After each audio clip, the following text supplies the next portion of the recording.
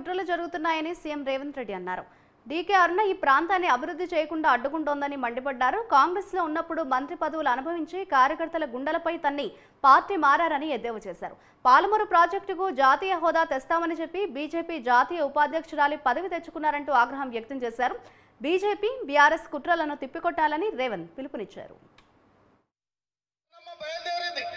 నేను బీజేపీ జాతీయ ఉపాధ్యక్షురాలని మంచిదే అమ్మా. కాంగ్రెస్ ఉన్నంతసేపు మంత్రి పదవులు అనుభవిస్తే కాంగ్రెస్ కార్యకర్తలు భుజాల మీద పోసి నేను ఎమ్మెల్యేని చేసి మంత్రిని చేస్తే మంత్రి పదవి అనుభవించి ఇవాళ కార్యకర్తల గుండెల మీద దాన్ని బీజేపీలోకి పోయినాం. బీజేపీలోకి పోయి ఏమన్నా పాలమూరు రంగారెడ్డి ఎత్తిపోతల పథకానికి ఏమన్నా జాతీయ ప్రాజెక్టులు తీసుకొచ్చినవా? ఈ జిల్లాకు సాగునీరు ఎంత అవసరమో మీకు తెలుసు.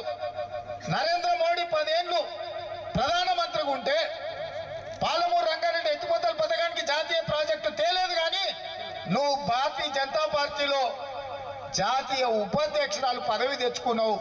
దానివల్ల నీకు లాభమైంది, నీ కుటుంబానికి లాభమైంది తప్ప మా పాలమూరు జిల్లాకి ఏమన్నా ప్రయోజనం ఉందా అని నేను అడుగుతున్నా.